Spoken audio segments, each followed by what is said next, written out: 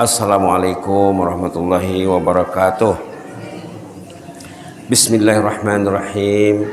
Alhamdulillahirrahmanirrahim. Wassalatu wassalamu ala asyrafil mursalin wa ala alihi washabihi ajma'in. Subhanaka la ilma lana illa ma 'allamtana innaka antal alimul hakim. Rabbana anfa'na ma 'allamtana, rabbi 'allimna alladzi yanfa'una, rabbi faqihna wa faqih ahlana wa ahbabana wa jami'al muslimin wal muslimat bi rahmatika arhamar rahimin. Alhamdulillah, kita bersyukur karena Allah masih diberi kesempatan untuk menghirup udara di subuh hari Minggu ya. Mungkin besok atau lusa kita akan menunaikan ibadat puasa Ramadan. Alhamdulillah. Mengawali pertemuan pagi ini dibacakan satu hadis diambil dari sebuah kitab, judulnya Macam Mana Memperpanjang Usia Produktivitas. Artinya apa? Macam mana meningkatkan nilai dan kualitas ibadat kepada Allah. Dengarkan hadis ini. Hadis, kata ulama, hadisnya hadis sahih, riwayat Imam At-Tabarani. Apa kata Rasulullah? Man ghada ilal masjid la yuridu illa ayata'allama khaira aw yu'allimahu kana lahu ka'ajri hajjin tamman hijjatuh. Siapa berangkat ke masjid di pagi hari untuk menyampaikan ilmu atau mendengar ilmu, nilainya seperti melakukan haji yang sempurna. Artinya haji mabrur. Nah, itu hadisnya ya. Jadi itu diantara cara memperpanjang usia produktivitas. Kita sudah dapat nilai seperti naik haji. Dan yang berhubungan dengan sholat berjamaah juga ada hadis lain. Siapa yang berangkat dari rumahnya dengan beruduk suci, bersuci dari rumahnya ya, bukan tidak boleh uduk di masjid, tapi dalam hadis kita dianjurkan uduk di rumah sendiri atau dari tempat kita berangkat. Siapa berangkat dari rumahnya menuju salat berjamaah di rumah Allah, salat dengan imam di awal waktu, artinya tidak terlambat ya, tidak masbuk, nilainya juga seperti naik haji. Jadi pagi ini ada dua nilai naik haji yang diraih oleh jemaah masjid Singengu Jaya ya, yang sholat subuh berjamaah. Alhamdulillah. Berhubung karena kita di ambang pintu bulan Ramadan, ada hadis Rasulullah SAW yang sepatutnya kita perhatikan untuk meraih nilai ibadat Ramadan yang maksimal. Pertama, kalau bisa sembahyang berjamaah. Karena ibadat sholat fardu dalam Ramadan katanya dalam satu hadis naik nilainya 70 kali ganda. Subhanallah. Artinya 70 dari nilai hari-hari biasa. Selain dari sholat berjamaah, sholat sunat juga. Sholat sunat sepatutnya bagi orang yang ingin puasa dengan maksimal, jangan tinggal sembahyang sunat, rawatib, qabliyah dan ba'diyah. Yang dibuat penekanan yang ditekan oleh Rasulullah SAW ada 12. Malah baginda mengatakan, siapa yang salat 12 rakaat salat sunat maksudnya ya, sehari semalam, Allah bangun untuknya istana di surga. Pastikan kita setiap hari membangun istana melalui salat sunat, melalui salat sunat. Dalam hadis dihuraikan, dijabarkan, katanya yang 12 itu 4 sebelum zuhur, 2 sesudah zuhur, 2 sesudah maghrib, 2 sesudah isya, 2 sesudah subuh. Jumlahnya 12. Dari satu hadis ya. Ada juga hadis yang patut kita pedomani dalam bulan Ramadan, mengatakan siapa yang membaca suratul Ikhlas 10 kali, siap untuknya satu istana di surga, di jannah. Tadi sholat 12 rakaat. Ini yang lebih senang lagi suratul Ikhlas. Nah, kalau kita yang rajin, bacalah 10 kali sebelum sholat, 10 kali sesudah sholat. Kalau tidak sempat membacanya 10 kali sebelum sholat, baca 20 kali sesudah sholat. Ajak anak-anak, mau makan sahur atau sudah makan sahur, ayo anak kita membangun istana dulu nak. Karena dalam hadis sahih Nabi mengatakan, siapa yang baca suratul Ikhlas 10 kali, siap satu istana. Mari kita membangun istana sebanyak-banyaknya dalam bulan Ramadan ini melalui suratul Ikhlas, tadi melalui sholat berjamaah. Sebelum sahur, sesudah sahur, sebelum berbuka puasa. Tapi sepatutnya kalau kita lihat negara yang maju, masjid yang makmur, mereka banyaknya berbukanya di masjid. Kenapa? Karena tidak mau tinggal sholat berjamaah maghrib. Kalau kita tercicir sholat berjamaah maghrib, itu rugi besar dalam bulan Ramadan. Rugi besar.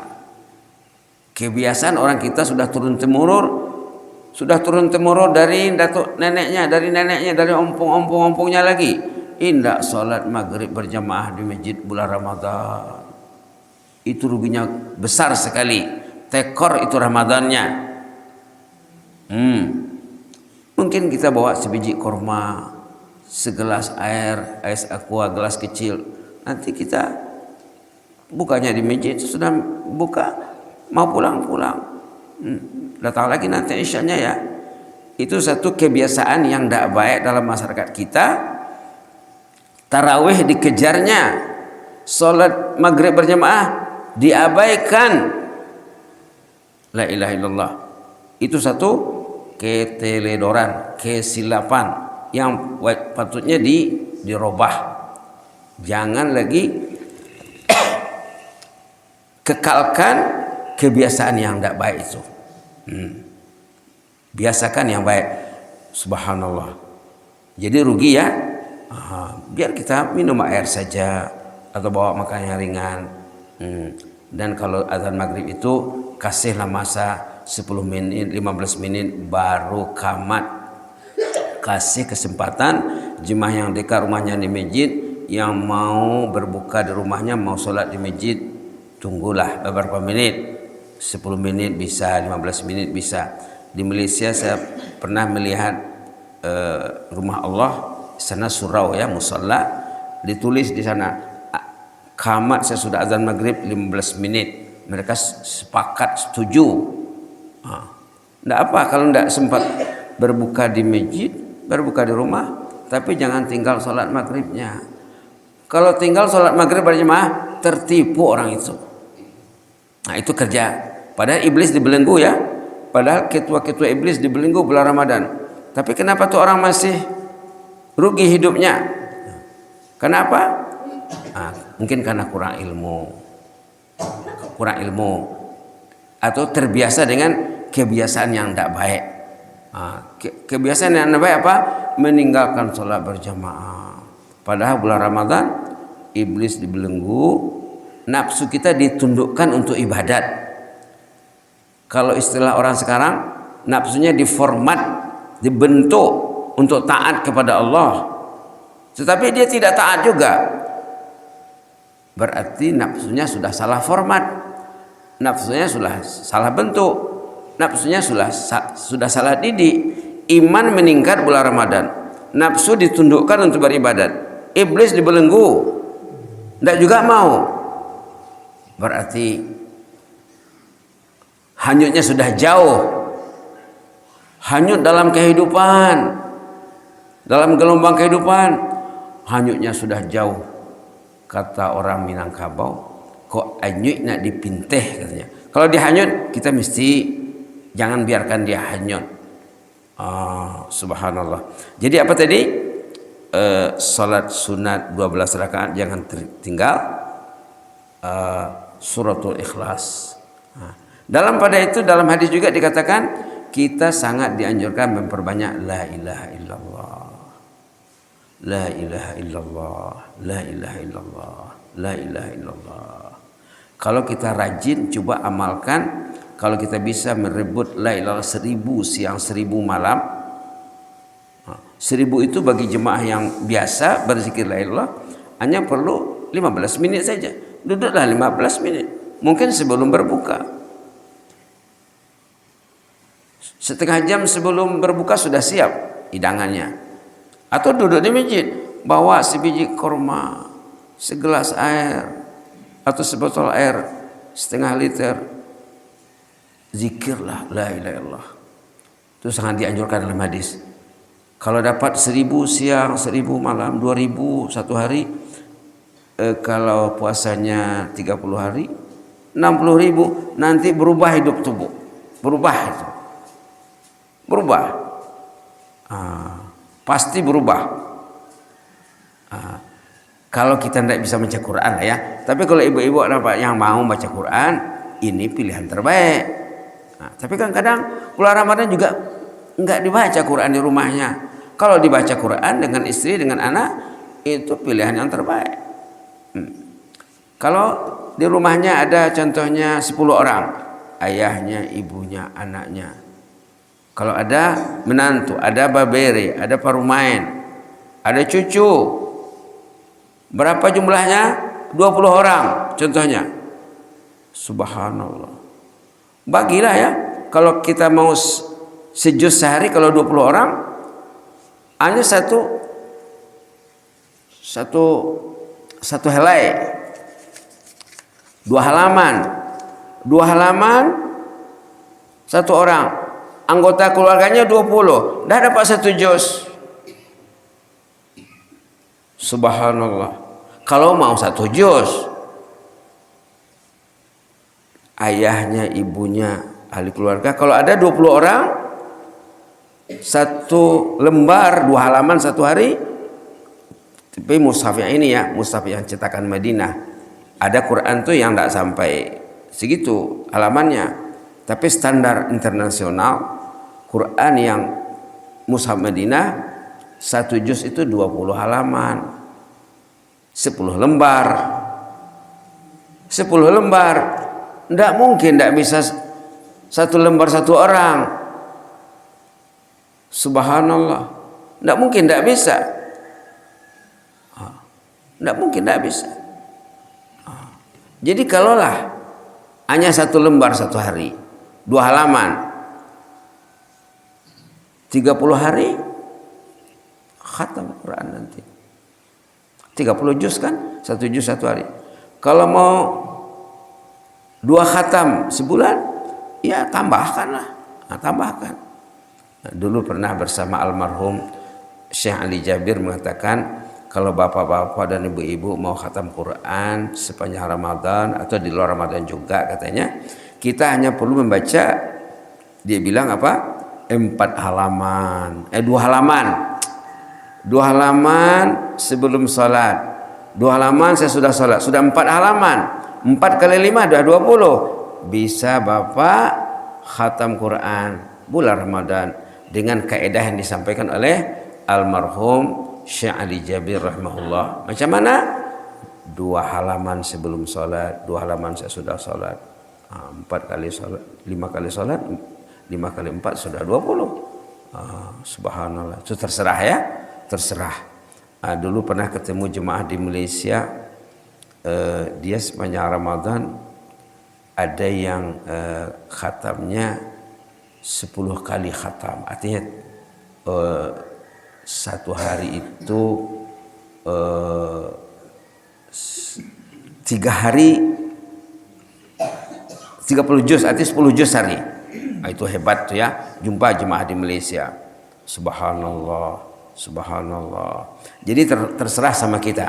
Tadi sudah ada la ilaha illallah, kemudian suratul ikhlas, kemudian Al-Quranul Karim.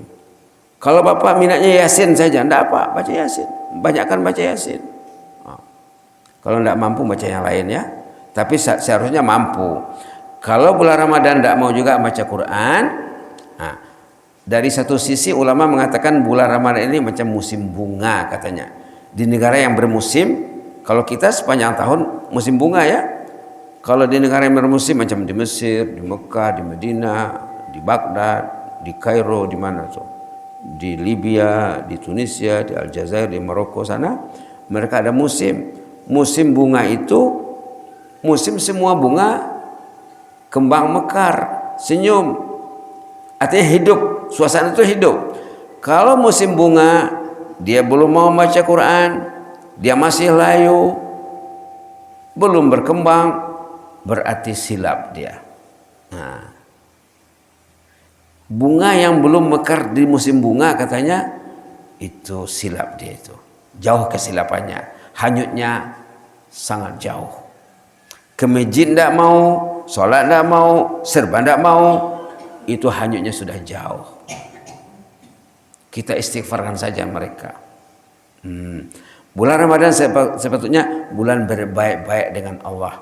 Kita mungkin 11 bulan setahun kita lalai, maka Allah kasih Ramadan.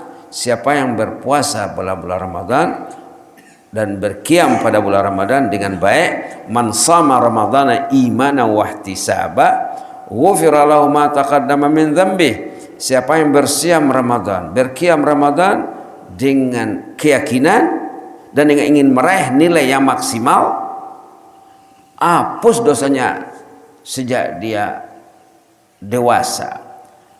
Jadilah nanti di ujung Ramadan seperti baru lahir. Kan enak. Itulah tujuan Ramadan ini.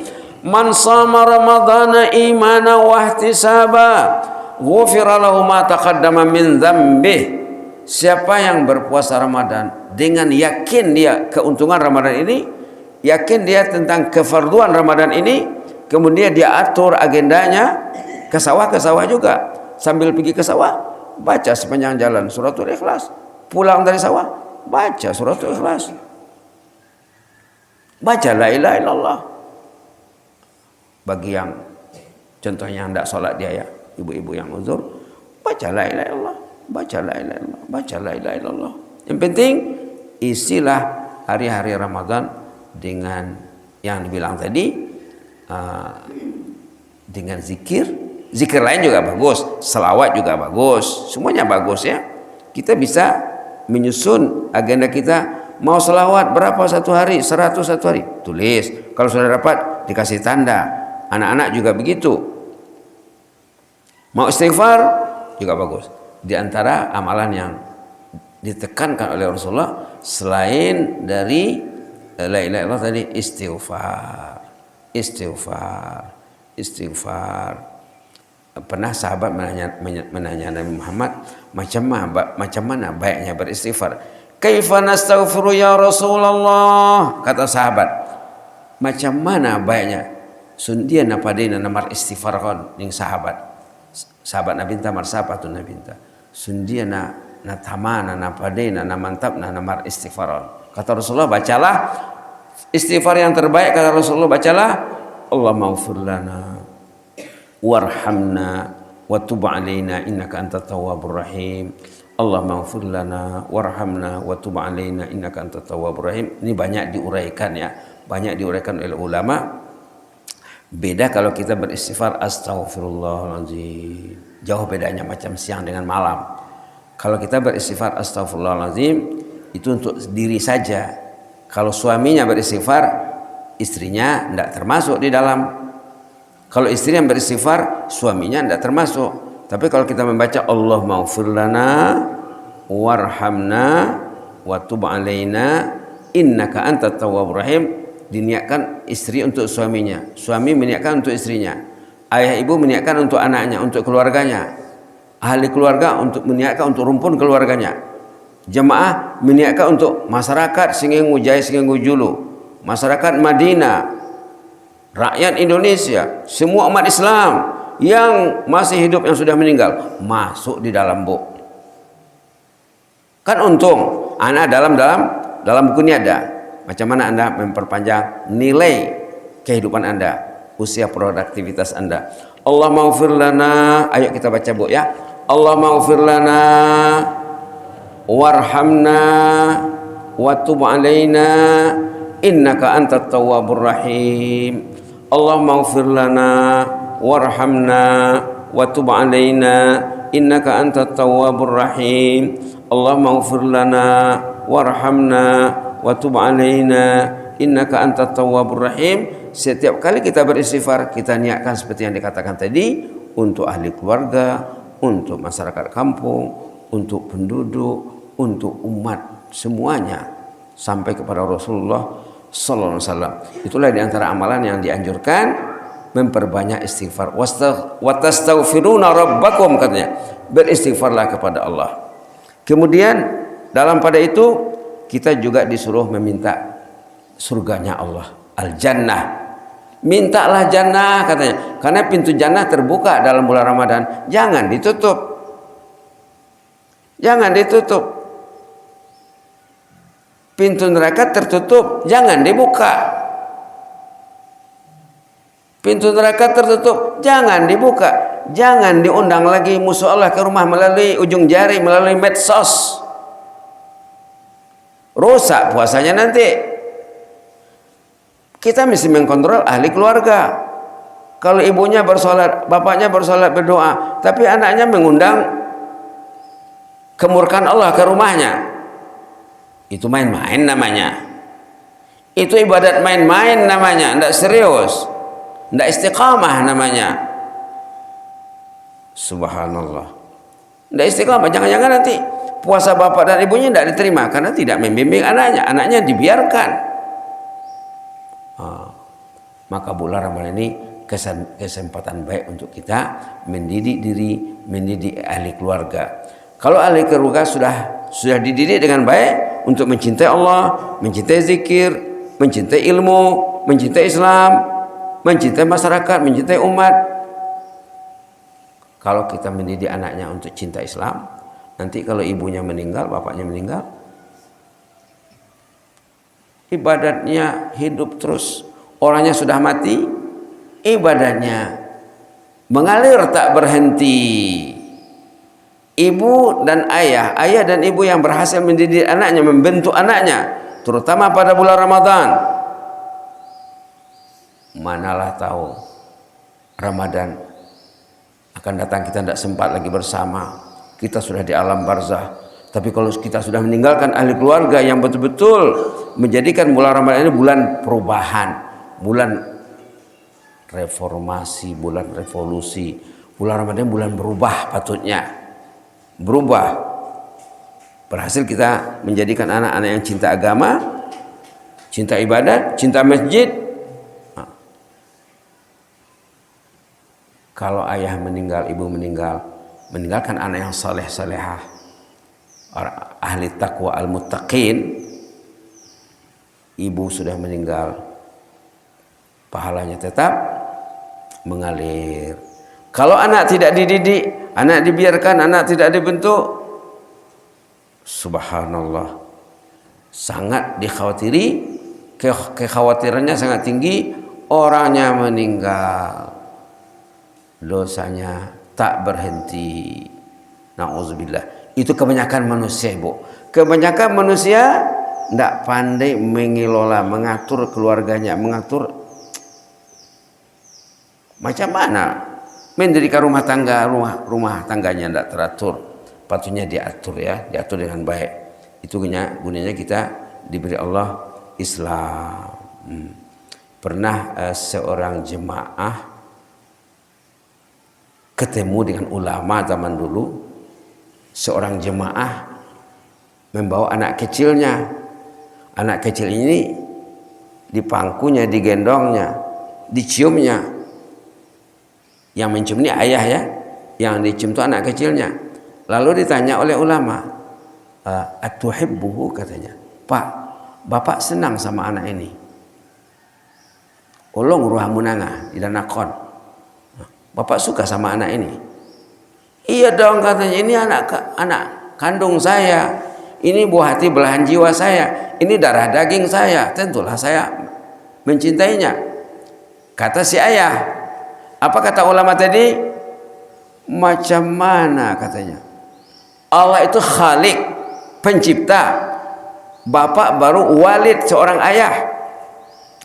Ayah sudah hebat cintanya kepada anaknya, macam mana jangan cintanya Allah sebagai pencipta yang mengaturkan kejadian kita daripada detik pertama dalam rahim ibu sampai keluar rahimnya, sampai lahir, sampai besar, sampai dah beranak bercucu.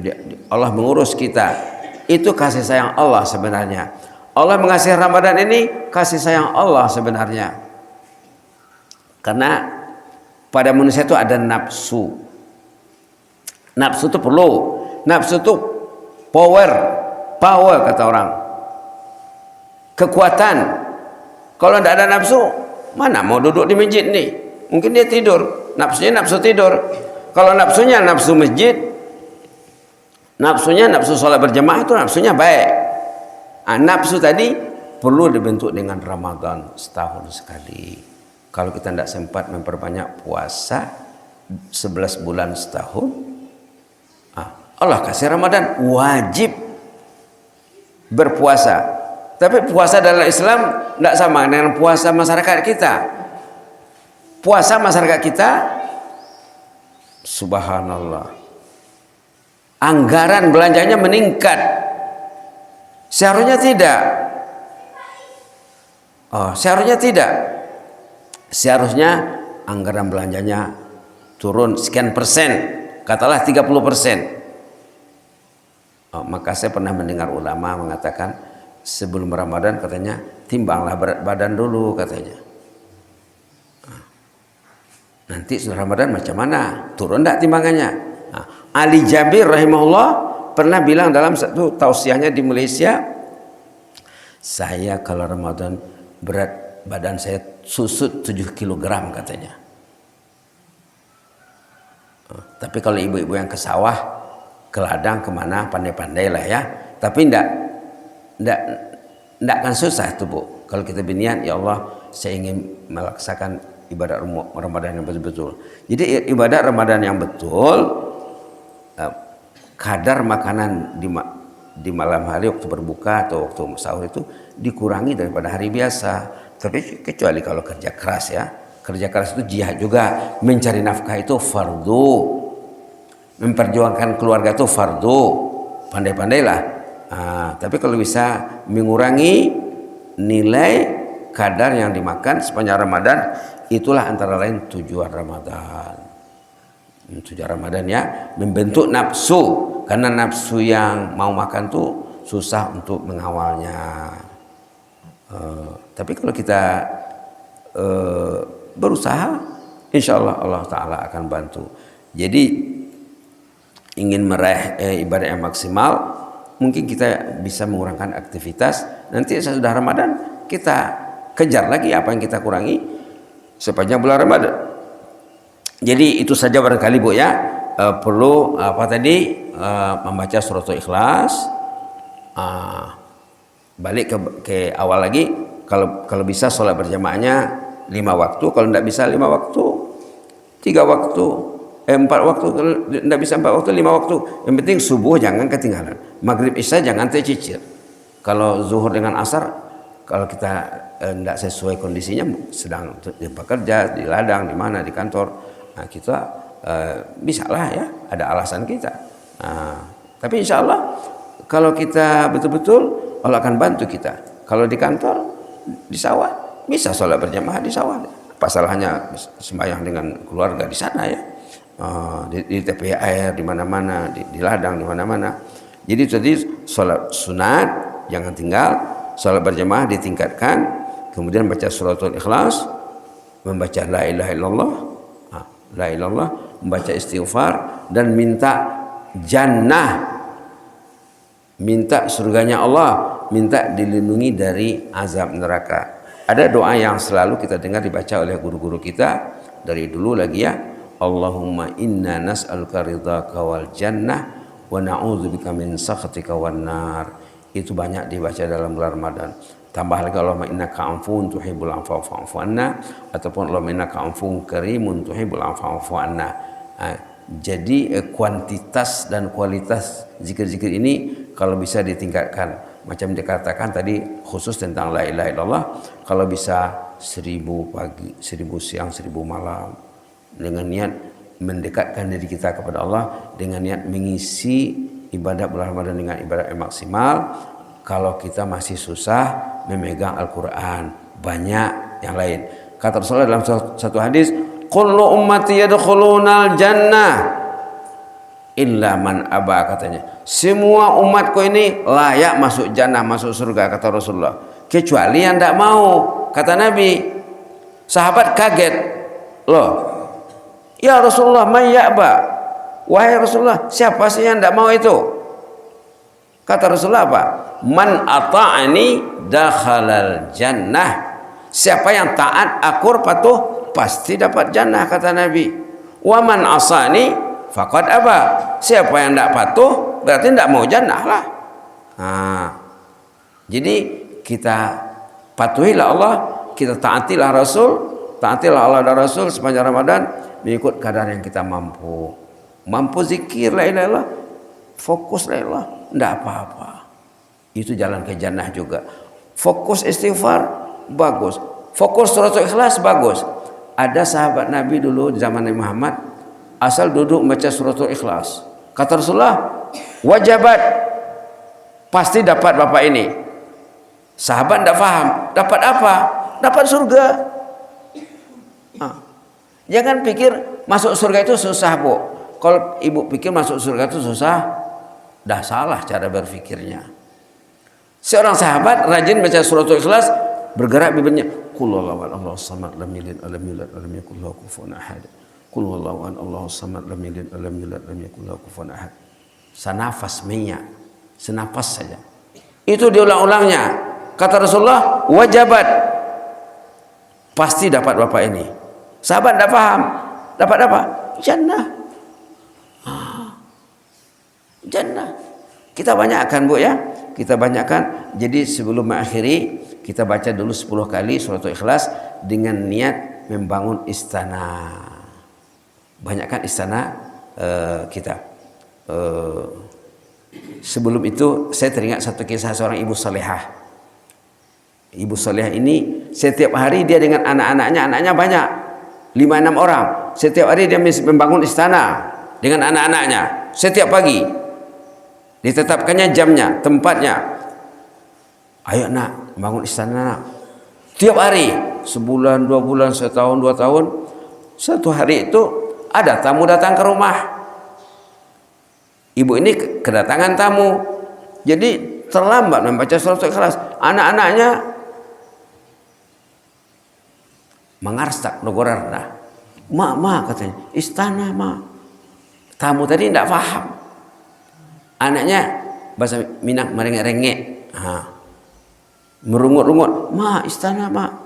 Tamu tidak paham, istana apa ini? Umatnya pun pergi ke samping bersama anaknya membaca suratul ikhlas. Sesudah dibaca, anaknya melompat-lompat, riang. Oh, dapat istana, dapat istana. Begitulah ya. Jadi ajar cucu, ajar anak, ajar ahli keluarga, terutama tadi menjelang berbuka, menjelang sahur, sesudah sahur, sesudah berbuka, menunggu qamat, dalam perjalanan ke masjid, pulang dari masjid, banyakkan suratul ikhlas supaya kita termasuk dalam hadis Nabi mengatakan wajabat, pasti dapat orang ini. Dapat apa? Dapat jannah, kata Rasulullah SAW. Kalau bapak ada 10, bapak ibu ada 10 istana satu hari dibangun di jannah, 10 satu hari, 10 satu hari. Sepanjang Ramadan berapa ratus nanti istananya? Pasti nanti alamatnya di jannah sana, Bu. Tidak salah alamat lagi nanti di sana. Insya Allah. Begitulah, Bu, ya. Jadi dalam hadis lain juga dikatakan siapa yang baca suratul ikhlas 3 kali, nilainya seperti baca Quran 30 juz. Ini satu pilihan terbaik.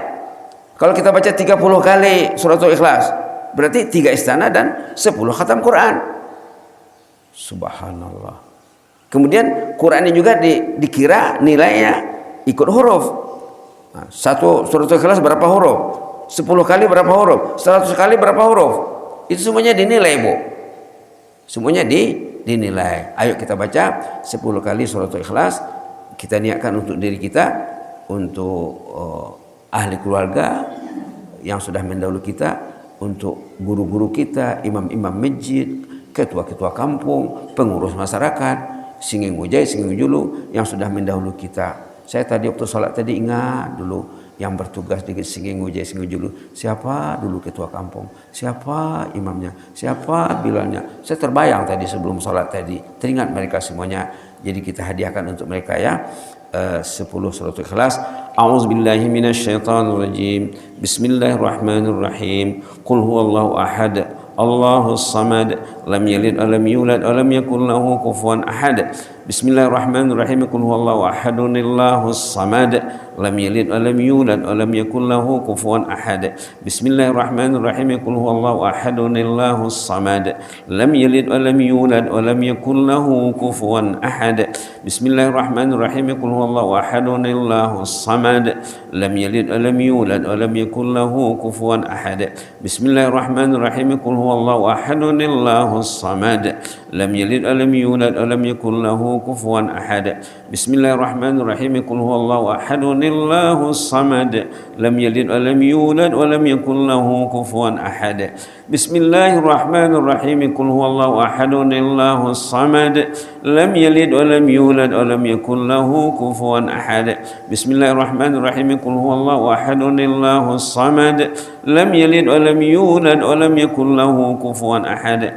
Bismillahirrahmanirrahim. Qul huwallahu ahadun, Allahus samad, lam yalid wa lam yulad wa lam yakul lahu kufuwan ahad. Bismillahirrahmanirrahim. Qul huwallahu ahadun, Allahus samad, lam yalid wa lam yulad wa lam yakul lahu kufuwan ahad. Shadaqallahul azim. Amin amin. Bismillahirrahmanirrahim. Amin. Wassalatu wassalamu ala asyrafil mursalin wa ala alihi wasajmain. Allahumma zidna wa la tanqusna, wa akrimna wa la tuhinna, wa atina wa la tahrimna, wa athirna wa la tusir alaina, wa adina wa ra'na. Allahumma mun alaina bisiyami Ramadan wa biqiyamihi imana wa ihtisaba. Allahumma mun alaina bisiyami Ramadan wa biqiyamihi imana wa ihtisaba. Allahumma mun alaina bisiyami Ramadan wa biqiyamihi imana wa ihtisaba. Allahumma ij'alna minal mu'minin as-sa'imin al-muhtasibin. Allahumma ij'alna minal mu'minin as-sa'imin al-muhtasibin. Allahumma ij'alna minas sa'imin al-mu'minin al-muhtasibin ya mujibas sa'ilin. Subhana rabbika rabbil izzati amma yasifun, salamun alal mursalin, alhamdulillahi alamin. Jazakumullahu khairan, barakallahu fikum. Wassalamu alaikum warahmatullahi wabarakatuh.